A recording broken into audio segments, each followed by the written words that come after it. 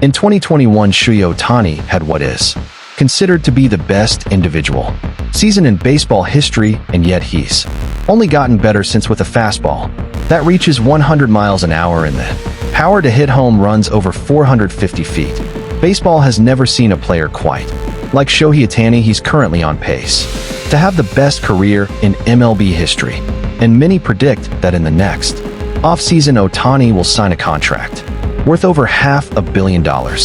However, throughout his career he's also been described as selfish, a major risk, and injury-prone, but there's one thing we know for sure, in that ever since he picked up a baseball, it was evident that Ohtani was born to play.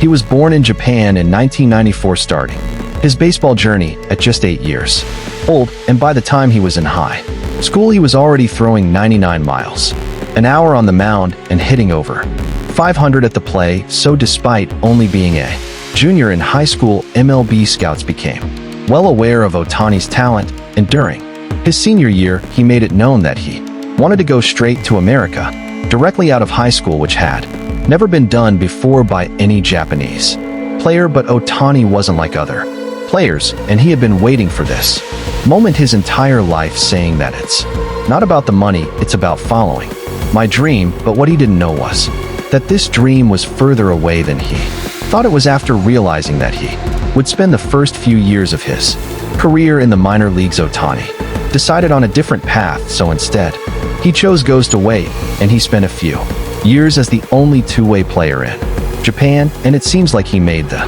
right choice. In his first few seasons he was dominant on the mound, but at the plate it was a different story. He was considered to be a below-average hitter who was taking away at bats from real players, and many people thought that Ohtani should stick to pitching and honestly just give up on being a two-way player. But of course that's not what happened, and in 2016 he had his best season by far as a pitcher. Ohtani continued to shine, posting a 1.86 ERA with 174 strikeouts in 140 innings, and not to mention during this season he also threw the fastest pitch in Japanese history at 102.5 miles per hour. 2016 was also his best year at the plate, and he was starting to prove that he was a real hitter and not just wasting a spot in the lineup. In 382 plate appearances, Ohtani hit 322 with 22 home runs and an ops a little over 1,000. So it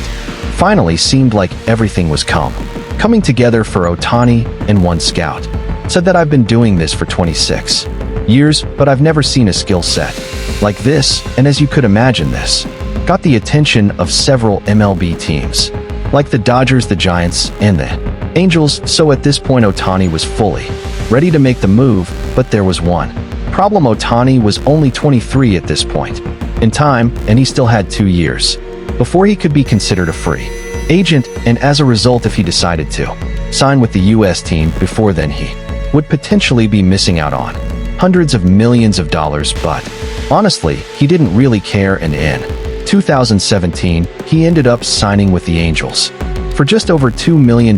Now many people wonder why Ohtani chose the Angels, but the main reason was that they promised to give him a shot at being a two-way player, which many teams were not willing to do so. Leading up to his debut in 2018, the anticipation across the league was extremely high. After all, he was slated to be the first two-way player in the majors in nearly a century. However, this excitement also came with concern that he wouldn't be able to keep up with this insane workload, and after he completed his first season with the Angels, people were afraid that these fears were coming true. On April 1st of 2018, Ohtani made his debut as a DH, singling in his first at-bat, but that would be his only hit for the day. 6 days later he made his pitching debut against the A's, allowing 3 runs and striking out 6 batters over 6 innings and getting his first MLB win. Over the course of the entire season, he hit 285 with 22 home runs and posted a 3.31 ERA over 10 stars. And while these stats were not quite as good as his 2016 season in Japan, they were still good enough to win Rookie of the Year. However, in September of 2018, Ohtani was made aware that he had to undergo Tommy John surgery, and this was devastating for Ohtani, as it meant that his 2018 season was over and that he wouldn't be able to pitch for the entire 2019 season, and this wasn't just a routine injury, it threatened the very foundation of his career as a two-way player, casting doubt on his future. But despite this setback, Ohtani would have to settle for only being a hitter in the 2019 season. One of the major highlights of that year came on June 13th when he hit for the cycle against the Rays, becoming the first Japanese-born player to do so in MLB history. Over the course of the season, he continued putting up solid numbers at the plate, hitting 286 with 18 home runs, but once again, injuries were proving to be a major issue for Ohtani. In September of 2019, he was once again shut down early for the season, this time as a result of knee surgery, and next season his comeback as a two-way player proved to be difficult, to say the least. In his first start back after Tommy John's surgery, Ohtani was unable to record an out, and he was taken out of the game after facing only 6 batters and giving up 5 runs, and shortly after that game, he was shut down as a result of a strain in his pitching arm. Now, as a hitter, Ohtani also regressed, with a 190 batting average, the lowest of his MLB career by far. So overall, this was not a good year for Ohtani, but it set the stage for one of the best comeback seasons in baseball history.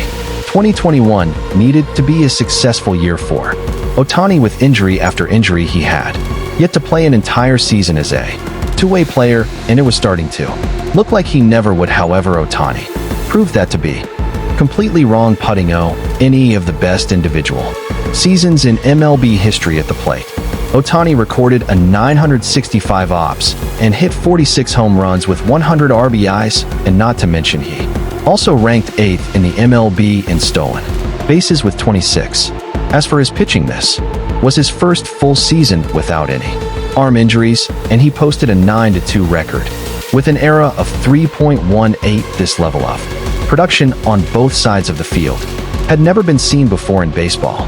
He was selected the unanimous MVP of the American League and became the first Japanese-born player to win MVP. He was even listed as one of the top 100 most influential people in the world by Time magazine. So needless to say, 2021 was definitely a good year for Ohtani, but what if I told you that his next season would be even better?